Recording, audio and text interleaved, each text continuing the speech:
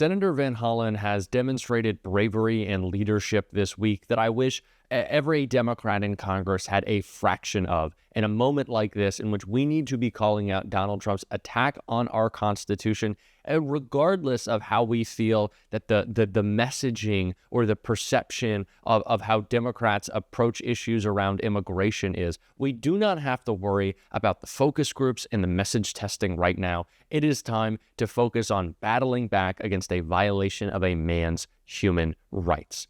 That is the entire argument, full stop. That is what we are focused on. And clearly, so is Senator Van Hollen when he went on Fox this morning and made that exact argument to a Fox host who clearly regretted bringing him on as he ripped through her defense of Donald Trump. We're going to get into it all, but before we do, if I could quickly ask you to leave a like on this video, and if you haven't already and you enjoy our channel, to hit that subscribe button. It goes a long way, and it really does mean a lot to me. Now let's listen to Senator Van Hollen shutting down Fox. That's what they've put out there. One law enforcement source I talked to said, if you don't want to be associated with the gang, you're not going to wear the indicative clothing, you're not going to hang out with them. This is the report of the police department from 2019. So, Shannon, they need to put up or shut up in court. Let me read you, and I brought it with me. I want to read you what Judge Zinnes of the Federal District Court just found on April 16th. She said that they had presented, quote, no evidence linking Abrego Garcia to MS-13 or to any other terrorist activity, unquote. If they've got evidence, you put it before the court.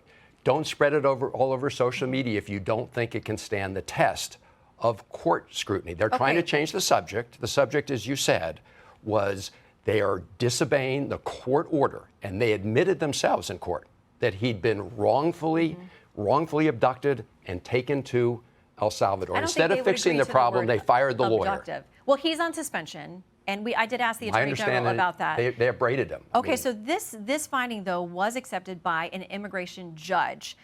Determined in April of 2019, says the determination that the respondent is a gang member appears to be trustworthy and is supported by other evidence in the record.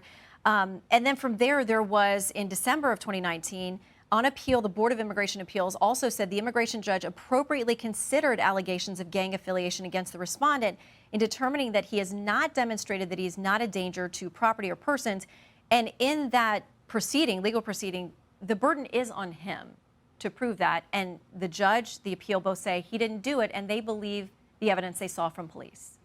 As you say, and you just indicated that, they never affirmatively found that he was a member of MS-13. They never, of course, charged him with any crime. And what the judge ultimately did in the immigration case was say that his life would be at risk from other gangs, if he was returned to El Salvador, which is why he got a work permit, which is why the members of his union, the sheet metal workers, are demanding his return.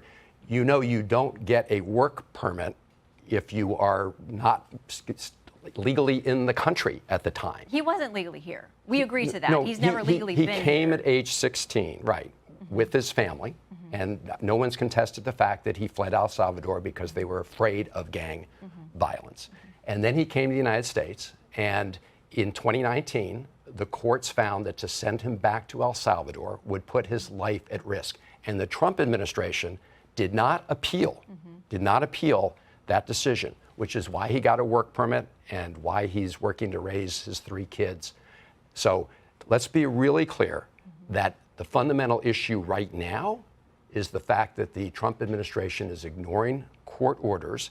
And if you deny one person their constitutional rights, you threaten the constitutional rights of everybody. I can't understand why conservatives, or certainly libertarians, would accept the idea that someone can be deprived of their liberty without due process. Did you ask him if he has any association with MS-13? I did not ask him directly because he's answered that question repeatedly, as his lawyers have. My purpose in going there was to, number one, see if he was alive, see if he was healthy, take his story. As I said, they have litigated this case on MS-13, and it was the judge in the most recent case who says, put up or shut up. So that's what I say to President Trump and others, put up or shut up. Hearing these reports from Prince George's County Police and from the immigration judge and the appeals court in the immigration setting, do you worry, though, that you are sticking your neck out for somebody who maybe down the line is proven to be connected to MS-13?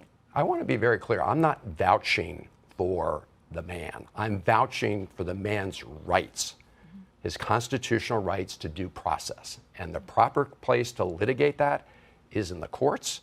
And the most recent federal district court judge that looked at this, Judge Zinnes, said that the administration had presented no evidence of his connection to MS-13 or, by the way, to any other criminal gang or terrorist activity. Okay. So, again, all the issues you raised, why aren't they presenting those to the courts? So, again, put up or shut up in court, which is where we litigate these things. Okay, so you know that there's been a lot of attention on two Maryland women who are angel moms in the sense that no connection to Mr. Garcia at all, but in two separate cases involving people who were in the U.S. and in Maryland illegally, violently raped and killed their daughters.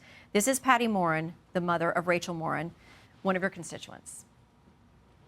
And to have a senator from Maryland who didn't even acknowledge or barely acknowledged my daughter and the brutal death that she endured, leaving her 5 children without a mother and now a grandbaby without a grandmother, so that he can use my taxpayer money to fly to El Salvador to bring back someone that's not even an American citizen. So a lot of questions there. First of all, who did pay for this trip?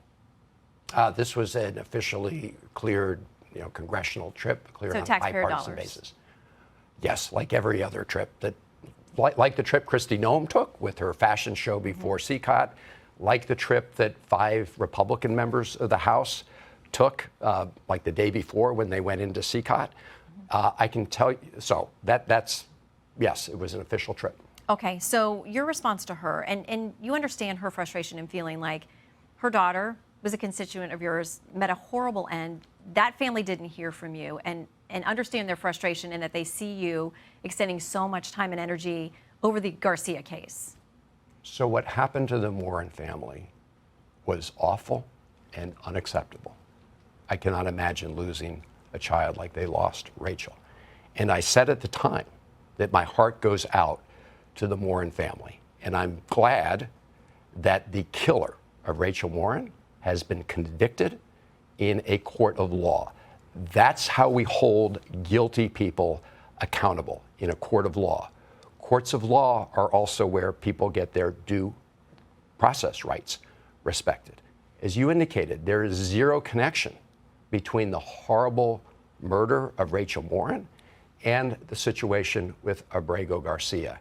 And I don't know if the Trump administration seems to be arguing that because of the awful thing that happened to Rachel Morin, that Abrego Garcia's rights should be neglected. I don't think that's no, not the question. I think it's about is. the mother being unable to understand why you would spend so much time and energy for this person who was not in your state or in the country legally, at which time she felt like you didn't have the same concern about her daughter and her family. I did have concern. I have concern. My heart goes out to every Maryland family that is the victim of violence, regardless of the perpetrator. And that is why I am very glad, and said so, that a court of law has convicted her killer. That is where we litigate these issues. That is where the Trump administration admitted that they had wrongfully detained and deported Abrego Garcia. My whole point here is if you deprive one man of his constitutional rights, you threaten the constitutional rights of everybody. I would hope that all of us would understand that principle. You're a lawyer. I'm not vouching for the individual.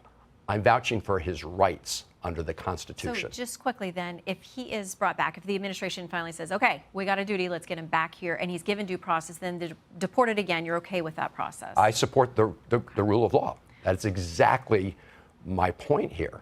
And if you threaten the rule of law for one person, you threaten it for everybody in America. Well, we know it's been a whirlwind, so we thank you. This is not about defending an individual, their character, their background. This is about defending due process. That has always been the case. And no matter what Donald Trump wants to say or wants to falsely claim, whatever New York Times headline he wants to mark up or photo he wants to edit, they cannot deny the fact that they've denied this man due process. That is what this is all about. And this, idea that somehow it's a waste of taxpayer funds for Chris Van Hollen to go and make sure that a man who was shipped to a prison in the middle of the night for no reason and without process, to make sure that he's still alive and well, a resident of his state, that's a waste of taxpayer money. But Kristi Noem going and doing a photo shoot, a bunch of Republicans taking disgusting photos with prisoners, that's not. That's when we start to care. And this mother that has had her story just so twisted by the right, used her without care of her own grief, is just gross. And it shows what they really care about, making this a political issue, which is not. It is an issue of the man's human rights. You think it's just him? No, they're coming after you next. Jessica Tarlov made that point right here. And that's what's going on here. And people are paying attention to it. I think that it is very clear that the public outrage over this and the fact that a U.S. senator showed up there has put pressure on Bukele and on the Trump administration. Because before, while they were, lounging around the Oval Office, patting each other on their authoritarian backs, saying, ha, ha, ha, build more prisons. Where's the outrage? What outrage? The public outrage? Yeah. You're just reading news blogs, Jessica. No, you think that the Supreme Court saying 9-0 that his return has to be facilitated, you think this Fourth Circuit opinion written by a Reagan appointee saying this should be shocking? That's not public outrage. Yes, Greg, I'm not just getting this off of some junk on my phone. If you look on the front pages of all of the major newspapers, if you look at every newscast and what they're leading with, it's this story. And you say you always pick one person. You say that to me frequently, and then I come back the next day with someone new. When I said there's a 54-year-old American man that was taken into ICE detention custody. Oh, one guy, he got returned, no big deal. Then I talk about Andre, the gay makeup artist, who, by the way, still has not been convicted of anything, and we don't know what's happened to him. Going down there to try to get well, him? Someone should, whatever Why state would Chris Van Hollen, though, pick this guy? But why do you pick the MS-13 guy and not the gay makeup artist? This isn't an MS-13 guy. I hate this idea that somehow the big conversation that should be had right now is about the politics of this, the politics of Senator Van Hollen's trip, the politics of defending Kilmar Abrego Garcia, the politics around immigration, rather than just what is right and wrong. And what is right and wrong is very clear. And how far this will go is unknown if we do not stand up to it now. And that's what we have to do. And that's what we're going to be doing on this show. And we're going to be encouraging, as everyone should, elected Democrats to do the same, to have the same courage. And if you want to support that, as always, you can hit that subscribe button, leave a like on this video, and if you stuck around to the end, drop a blue heart in the comments. And until next time, I'll see you soon.